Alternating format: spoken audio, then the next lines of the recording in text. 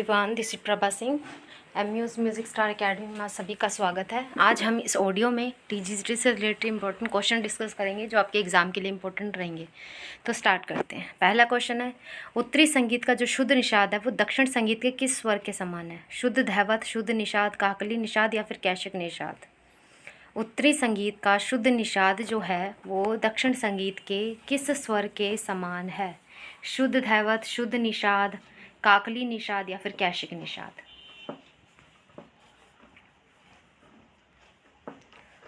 उत्तरी संगीत का शुद्ध निषाद दक्षिण संगीत के किस स्वर के समान है?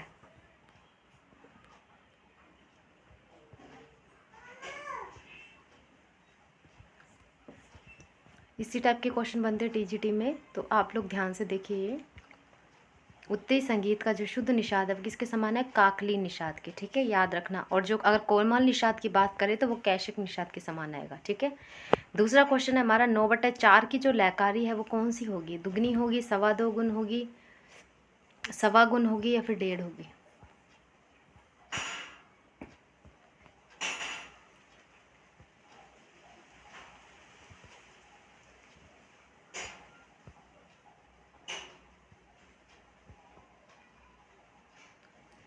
नौ बटे चार की जो लयकारी है वो क्या होगी? दुगनी होगी, सवा गुण होगी, सवा दो गुण होगी या फिर 1.5 होगी?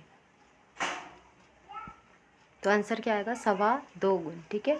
9/4 की जो लयकारी होगी वो सवा दो गुण होगी। नेक्स्ट क्वेश्चन है, धमार का आविष्कारक किसे बोला जाता है? मानसिंह तोमर, तानसेन, बैजू बावरा या गोपाल नायक?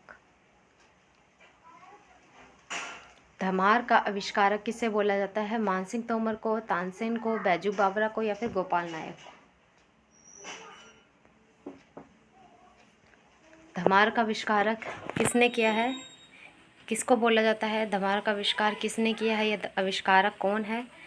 बताइए। इसका ऑप्शन ए है मानसिंह तोमर, ऑप्शन बी है तानसेन, ऑप्शन सी है Baiju Bawra and option C D is Gopal Nayak. तो इसका सही आंसर होगा बैजू बावरा। और धमार की अगर भाषा पूछी जाए तो ब्रज भाषा आती है, ठीक है। नेक्स्ट क्वेश्चन आए कि विष्णु दिगंबर पलुस्कर के अनुसार सम का चिन्ह क्या है? प्लस है, क्रॉस है, 0 है या 1 है? विष्णु दिगंबर पलुस्कर के अनुसार क्या है सम का चिन्ह? प्लस है, क्रॉस है, 0 है या फिर 1 है? विष्णु दिगंबर पलुस्कर के अनुसार बताना है। भातखंडे के अनुसार तो हम जानते ही हैं, हमें विष्णु दिगंबर पलुस्कर के अनुसार बताना है कि उन्होंने सम का चिन्ह जो है वो क्या रखा है। प्लस रखा है, क्रॉस रखा है, 0 रखा है या फिर 1 रखा है?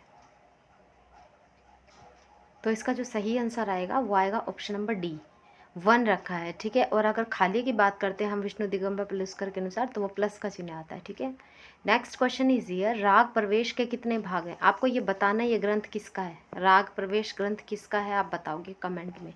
जो भी टीजीटी की तैयारी कर रहे हैं वो बताएंगे कि राग प्रवेश जो ग्रंथ है वो किसका है और इसके कितने भाग है, ये आप लोग बताओगे। 18 हैं, 19 है, 5 हैं या 6 हैं? राग प्रवेश के कितने भाग है? 18, 19, 5 या फिर 6?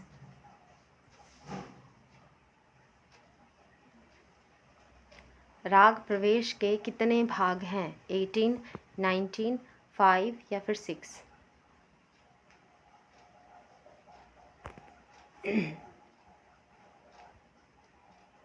इसका जो सही आंसर आएगा ऑप्शन नंबर इसका ए, 18, 19 सॉरी, ओके।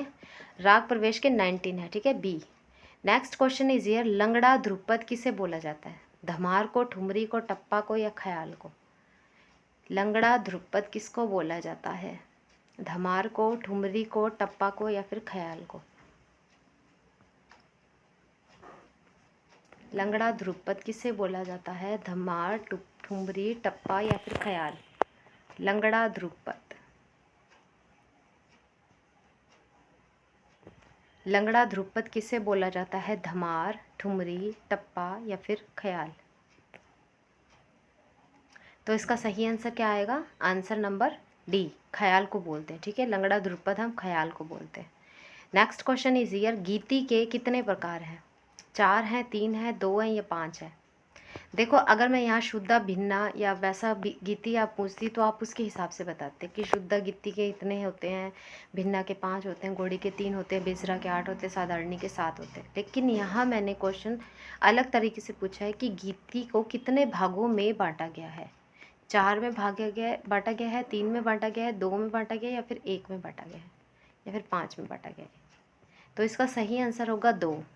गीति को 2 भागों में बांटा गया है। ठीक है, अब वो कौन कौन सी गीतियाँ हैं ये देखो। पहली है स्वर आश्रित, दूसरी होती है पद आश्रित। ठीक है, अगर यहाँ पे आपसे क्वेश्चन पूछा जाता कि भिन्ना गीति के कितने प्रकार हैं या फिर गौड़ी गीति के कितने प्रकार हैं, तो हम उसके हिसाब से रिप्लाई करते। ठीक है, नेक्स्ट क्वेश्चन इज हियर। रे गंधार कोमल, फिर माँ, फिर गंधार कोमल, फिर रे, फिर गंधार कोमल, रे सा, ये किस राग के स्वर हैं? किस राग का अंग बोल सकते हो आप, क्योंकि आपके रागांग राग भी है तो हमें वो भी पढ़ना है। भैरवी, असावरी, काफी, तोड़ी, किस क्या हो सकता है आपके अनुसार इसका? किस राग का अंग है ये? भैरवी का है, असावरी का है, काफी का है, या तोड़ी का है?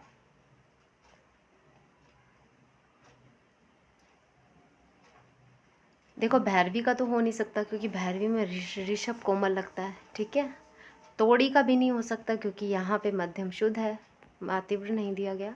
अब आसावरी और आती है काफ़ी की बात, तो इसमें से काफ़ी का है ये। ठीक है, काफ़ी का ही होगा, डी सी ऑप्शन हमारा सही होगा। Next question is here. नी धैवत, नी कोमल, फिर पाधा, फिर नी कोमल, और फिर तारसा।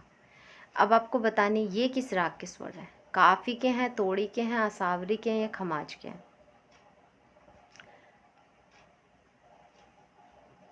यहाँ पे आप कंफ्यूज हो सकते हो।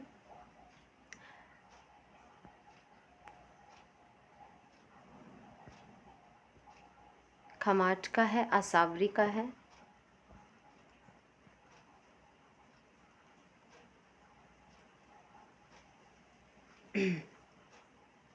तो क्या आंसर आएगा इसका? खमाज। ठीक है, खमाज का है ये। खमाज में यही संगति यूज होती है। नेक्स्ट आपको बताना है कि राग खमाज का संवादी स्वर क्या है। यहाँ मैं वादी स्वर नहीं पूछा है मैंने आपसे, संवादी पूछ रही हूँ, तो आपको बताना है संवादी क्या है। गंधार है, पंचम है, निषाद है, या फिर धैवत है? राग खमाज का संवादी स्वर क्या है? गंधार है, पंचम है, निषाद है, या फिर धैवत है? राग खमाज का संवादी स्वर आपको बताना है। गंधार, पंचम, निषाद या धैवत। अगर वादी की बात करते हैं तो हम गंधार रखेंगे, लेकिन संवादी की बात करें तो निषाद रखेंगे। So option C will be here right. Kalyan का, यमन का भी सेम यही गंधार और निषाद होता है। Next question is here. इनमें से धमार ताल का कौन सा ग्रुप है? यानी कि आपको समुदाय बताना है कौन सा सही है। इसमें क्वेश्चन बहुत सारे बनते हैं। पहला क्वेश्चन तो ये है कि ऐसी कौन सी ताल है जिसके सभी विभाग अलग हैं, तो पहली धमार ताल। ठीक है, दूसरा इसका क्वेश्चन ये बनता है कि ये खंड जाति की है या मिश्र जाति की? We know very well 14 beat की होती है। तीसरा क्वेश्चन ये बनता है इसका कि धमार ताल किस पे बसती है, तो पखावज की ताल है। और चौथा क्वेश्चन इसका ये बनता है कि धमार ताल किसके लिए उपयुक्त है, तो धमार गायकी के लिए उपयुक्त है। तो थोड़ा सा आपको ये भी ध्यान रखना है। अब ये देखो धमार ताल 14 बीट की होती है। अब आपको इसमें से ग्रुप चूज़ करना है। अब ये भी आपको एक कमेंट में बताओगे आप कि ये सम जाति, ये सम का है, ये विषम का है, या फिर संकीर्ण, किस में आएगा ये? ठीक है, तो इसका सही ऑप्शन जो होगा 5 2 3 4। ठीक है, 5 2 3 4। Next question is here. Dhamar ताल में कितने खाली होते हैं? 2 1 3 4। अब देखो इसमें एक आपको चीज़ याद रखनी है। आपको ये पता होना चाहिए कि जिस भी चीज़ के 4 विभाग जो हो ना, जिस भी ताल के 4 विभाग हो, उसमें आप मोस्टली ये मानकर चलो कि तीसरा जो विभाग होगा वो खाली होगा। अब आपको इसमें बोल बताना है, इसमें बताना है कि कितने खाली हैं। तो आपको याद होना चाहिए 4 विभाग है तो इसमें एक ही खाली है, और कौन सा खाली है? तीसरे नंबर वाला।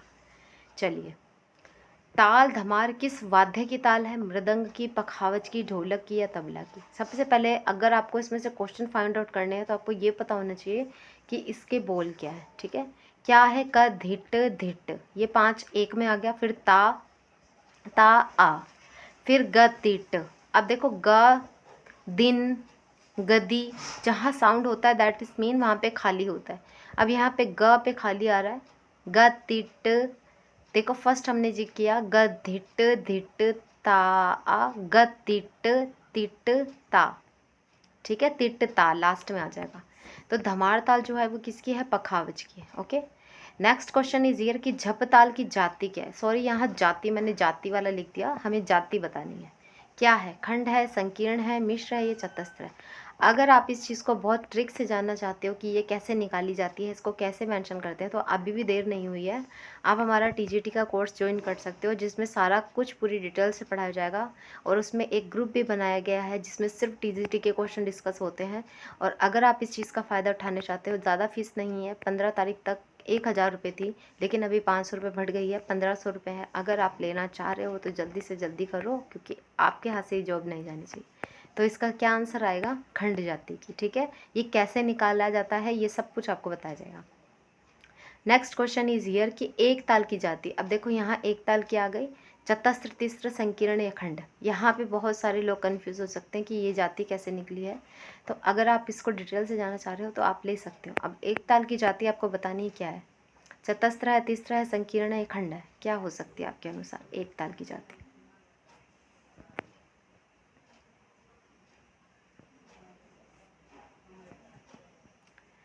खंड की मैंने बताई आपको, झपताल की खंड है। अगर वहाँ सूलताल होता तो वो भी खंड होती। यहाँ पर एक ताल है, अगर यहाँ चौताल होता तो कौन सी होती, एक ताल की जाति यहाँ तिस्त्र है। ठीक है, ये सब कुछ निकालना सिखाऊंगी अगर आप कोर्स ज्वाइन कर लेते हो तो। Next he question is here, Khandar जो है वो किससे संबंधित है, यति से, ताली से, बानी से या क्रिया से।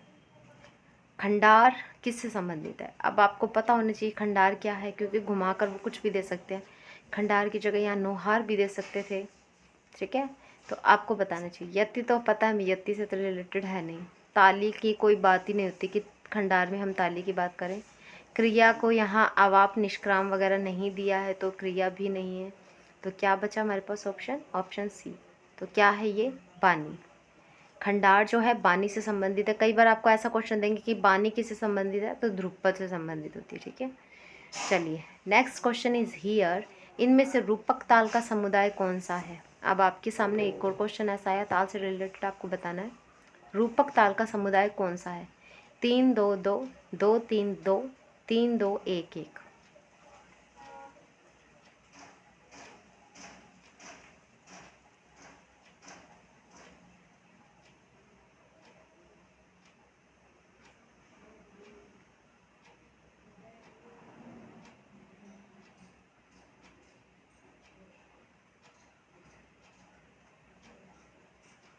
तो ऑप्शन नंबर 1, 3-2-2। ठीक है, पंडित भातखंडे जी ने अतितार स्वर के लिए क्या चिन्ह दिया है, स्वर के नीचे बिंदु, स्वर के नीचे 2 बिंदु, स्वर के ऊपर 2 बिंदु या स्वर के ऊपर खड़ी लाई। पंडित भातखंडे जी ने अति तार स्वर के लिए। अब आपको तार का तो पता है, अगर आपको थोड़ा सा हिंट है तार क्या होता है तो आप अति तार का भी बता सकते हो। स्वर के नीचे 2 बिंदु होते हैं, स्वर के नीचे 1 बिंदु होता है, स्वर के ऊपर 2 बिंदु होते हैं या फिर स्वर के ऊपर खड़ी लाइन होती है। क्या है भातखंडे जी के अनुसार अति तार स्वर के लिए चिन्ह है, आपको बताना है ये।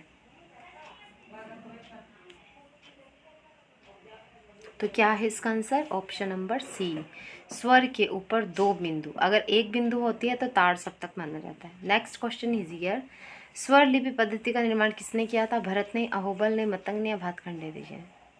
देखो मतंग की सबसे इंपॉर्टेंट बात हमें क्या याद आना चाहिए, राग के बारे में उन्होंने बताया।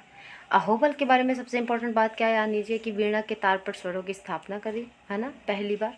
और भरत के लिए क्या आनी चाहिए, इन्होंने जातियाँ बताई, उसके 10 लक्षण बताए। रस के बारे में सबसे पहले भरत ने बताया, इन्होंने भक्ति रस को स्वीकार नहीं किया गया है इनके द्वारा। 8 रस इन्होंने माने हैं और 8 रस का संबंध जो है इन्होंने स्थाई भाव से जोड़ा है। स्थाई भाव जो है इन्होंने वो 8 माने हैं और 8 के साथ ही इनको उसके साथ इंक्लूड किया। तो क्या है कि क्वालिटी भातखंडे जी ने। और सबसे भातखंडे जी का थाट का भी एक इम्पॉर्टेंट क्वेश्चन है कि थाट के बारे में भी उन्होंने बताया, 32 थाट से निकाली। ठीक है, नेक्स्ट क्वेश्चन इज हियर कि भातखंडे जी ने अपने ग्रंथों में अधिकतर किस भाषा का प्रयोग किया है, उर्दू का, संस्कृत का, मराठी का या ब्रज का। भातखंडे जी ने अपने ग्रंथ में किस भाषा का प्रयोग किया है, उर्दू का किया है, संस्कृत का किया है, मराठी का किया है या ब्रज का किया है।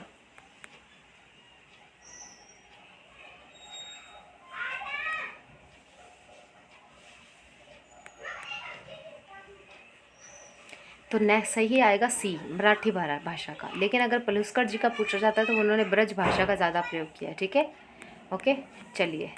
आधुनिक संगीत की शिक्षा प्रणाली का जनक किसे कहा जाता है? आधुनिक की बात हो रही है यहाँ पे, प्राचीन काल का नहीं है। कि आज जो हमारे कॉलेज में सब्जेक्ट बन गया, ये किसकी देन है? ये भातखंडे जी की देन है। आज जो इतने बड़े बड़े सेमिनार्स होते हैं, ये सब किसकी देन है? सब भी भातखंडे जी की देन है, ठीक है। आधुनिक संगीत की अगर शिक्षा प्रणाली का अगर हम जनक बोले तो किसे बोला जाएगा? भातखंडे जी को।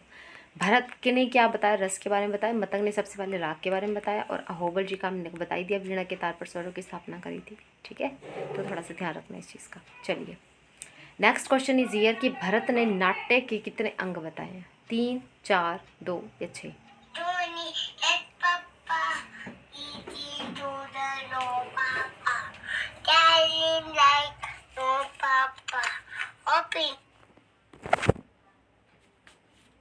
कितने बताए भरत ने नाट्य के अंग? आपको बताना है कितने अंग बताए हैं।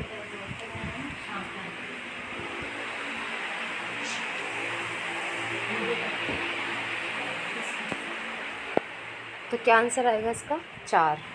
नाट्य के 3 अंग बताएं। आंगिक, वाचिक, सात्विक, आहार्य, ठीक है। ये 4 अंग हैं इसके। चलिए, भरत ने जब चौथी बार सारनाथ को उतारा था तो उन्हें कितनी श्रुतियों की प्राप्ति हुई थी? भरत ने जब चौथी बार सारनाथ को उतारा था तो उन्हें कितने श्रुतियों की प्राप्ति हुई थी? 12 की, 6 की, 4 की, 8 की? देखो, पहली बार जब उतारा था तो सिर्फ प्रमाण श्रुति मिला था। दूसरी बार जब उतारा था तो 4 श्रुतियाँ मिली थी, गंधार और निषाद की। तीसरी बार जब उतारा था तो ऋषभ और धैवत में हमें मिला था। अगर श्रुतियों की बात करते तो 6 मिली थी। चौथी बार में जब सारनाथ को उतारा था 3 स्वर मिले थे। अगर यहाँ पे क्वेश्चन होता था कितने स्वर मिले थे तो 3 आएगा। अगर श्रुतियों की बात करें तो 12 श्रुतियाँ आएंगी, ठीक है। क्योंकि षडज, मध्यम और पंचम की 12 होती हैं, तो वो हमें लास्ट में मिली थी तीनों, तो 12 आंसर आएगा। अगर आपसे पूछा जाता है कि पंचम किस सारना में पंचम मिला था, तो चौथी सारना में, ठीक है। अब आपको बताना है इनमें से कौन सा रागांग वर्गीकरण का अंग नहीं है? हिंडोल, खमाज, ललित या बागेश्वरी? याद रखना, ये 30 के 30 अंग आपको याद होने चाहिए, क्योंकि 30 अंग में से ये क्वेश्चन यही पूछते हैं कि इसमें से कौन सा इसका अंग नहीं है। ओके, तो आप याद रखिएगा। अगर ये क्वेश्चन आपने ढंग से पढ़ा तो आप 1 मिनट में रिप्लाई करोगे इसका कि कौन सा रागांग वर्गीकरण का अंग नहीं है। याद रखिएगा, हिंडोल, खमाज, ललित या बागेश्वरी।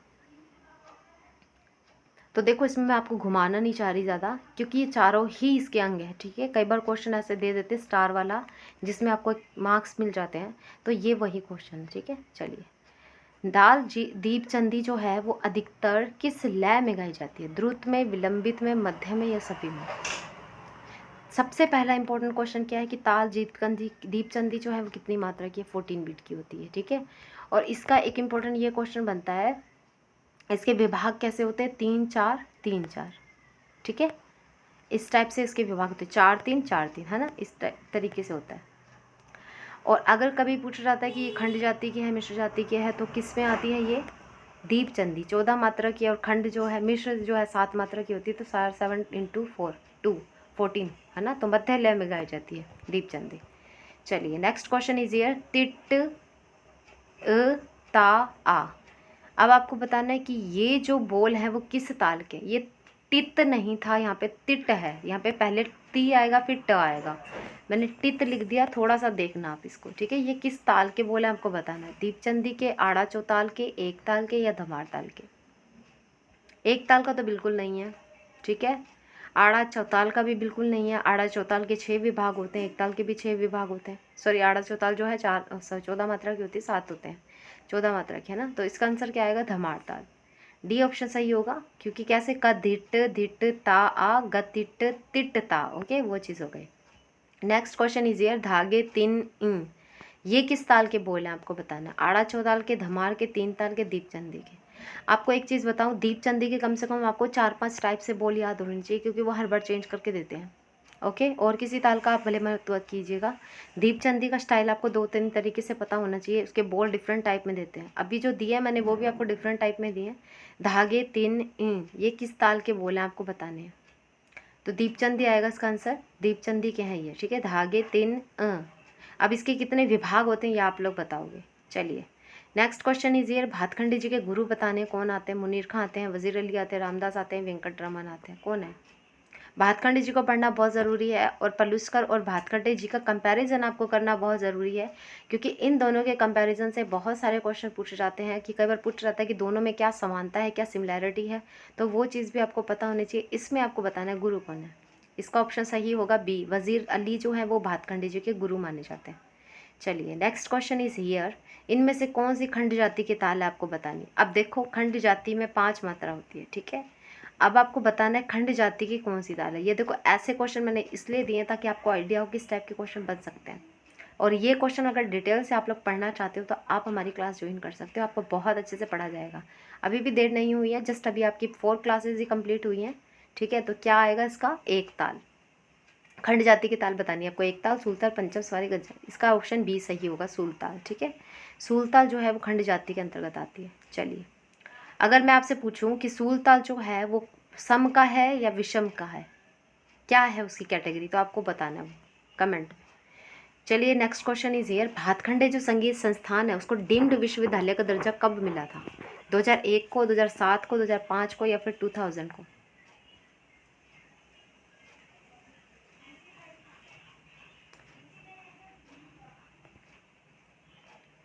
डीम्ड विश्वविद्यालय का दर्जा कब मिला था, तो इसका आंसर क्या आएगा, ऑप्शन नंबर डी, 2000 में, ठीक है। ये याद रखना ज़रूरी है आपको। चलिए नेक्स्ट क्वेश्चन इज हियर, क्रमिक पुस्तक मल्लिका के कितने भाग हैं, 6, 5, 4, 2।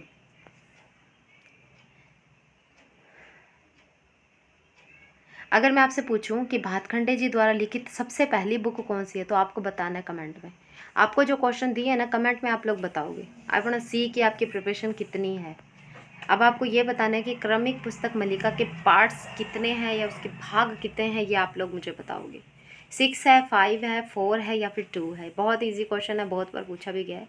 तो इसका सही आंसर आएगा ऑप्शन नंबर ए, 6 है, ठीक है। चलिए next question is here, Bhatkhande ji के किस ग्रंथ में चतुर शब्द का प्रयोग किया गया है। मल्लक्ष्य संगीतम, राग विबोध, स्वर मालिका या क्रमिक पुस्तक मालिका। चतुर शब्द का प्रयोग, आपको पता है इनका उपनाम जो है चतुर पंडित आता है, चतुर पंडित उपनाम से इनको जाना जाता है। तो आपको ये बताना है कि इनका किस ग्रंथ में इनका नाम चतुर मेंशन हुआ है, शब्द मेंशन हुआ है। मल्लक्ष्य संगीतम, राग विबोध, स्वर मालिका या क्रमिक पुस्तक मालिका।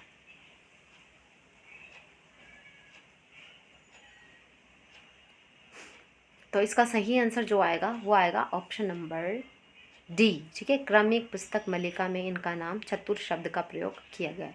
चलिए next question is here, Madhav संगीत महाविद्यालय की स्थापना कब हुई थी, 1917, 1918, 1936 या 1935। अब आपके सामने क्वेश्चन ऐसे ही लाए जाएंगे, एक दिन राग के, एक दिन आपके क्या नाम है राग से रिलेटेड होंगे, एक दिन आपके ग्रंथों से रिलेटेड होंगे, एक दिन आपके डिफरेंट डिफरेंट तालों से डिफरेंट रिलेटेड होंगे, ठीक है। तो आपको बताना है कि माधव संगीत महाविद्यालय की जो स्थापना है वो कब हुई थी, 1917, 1918, 1920, 1936 या 1935।